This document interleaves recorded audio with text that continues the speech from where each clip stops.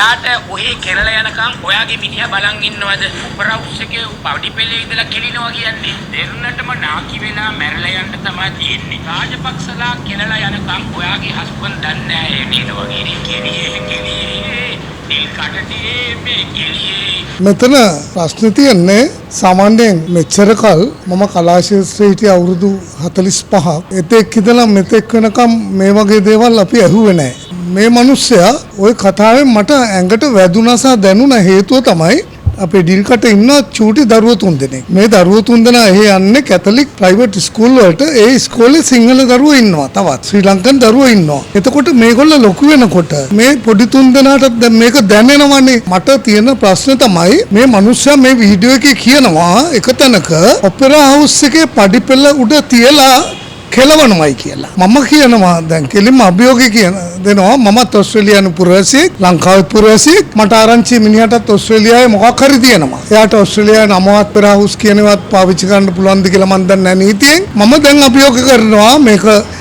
අද රාටම බලලා ටිකට් එකක් අරන් ඇවිල්ලා ඒ කියපු දේ ඔපෙරා හවුස් එකේ පඩි පෙළේ උඩ තියලා කරන්න කියලා. එහෙම නැත්තම් මෙතෙක් මං හිතුවේ මිනිහා පිරිමියෙක් කියලා. හොඳයි මං තව සතියක් දෙකක් ඇතුළත ওই වැඩේ කරේ නැත්තම් කෙලිම මං අභියෝග කරනවා ඇවිල්ලා කරන්න. මොකද ඕස්ට්‍රේලියාව වගේ රටවල මෙයාට සෙල්ලම් කරන්න බෑ. මම නිකන් විතර නෙවෙයි මම ගිහිල්ලා ඕස්ට්‍රේලියානු පොලිසියෙත් පැමිණිලා දානවා. මේක මම නිකන් අත්හරින්නේ නැහැ. ඒක මෙතුමන්ලාට ලොකු හයියක්. දෙරණ ටීවී ආයතනයේ වසර 16ක පමණ සේවා කාලයක් තිබූ ජ්‍යෙෂ්ඨ මාධ්‍යවේදිනියක් වන ඩිල්කා සමන්මලි තාමත්ම ඇගේ පුද්ගලික ජීවිතය අලලා කරපු අපහාසාත්මක ප්‍රකාශයක් සම්බන්ධයෙන් අද අපි අපරාධ පරීක්ෂණ දෙපාර්තමේන්තුවට පැමිණිල්ලක් බාර කරා විධිමත් පරීක්ෂණයක් කරන ලෙස. මේ අපහාසාත්මක ප්‍රකාශය කරන්නේ සුදන්ත තිලකසිරි කියලා YouTube නාලිකාවක් කරන තැනැත්තෙක්. මේ තැනැත්තා අපි කලිනුත් දැකලා තිනවා කාට හරි අපහාස කළා බැනලා views අරගෙන ඒකෙන් කීයක් හරි හම්බ කරලා ජීවත් වෙන තැනැත්තෙක් විදිහට තමයි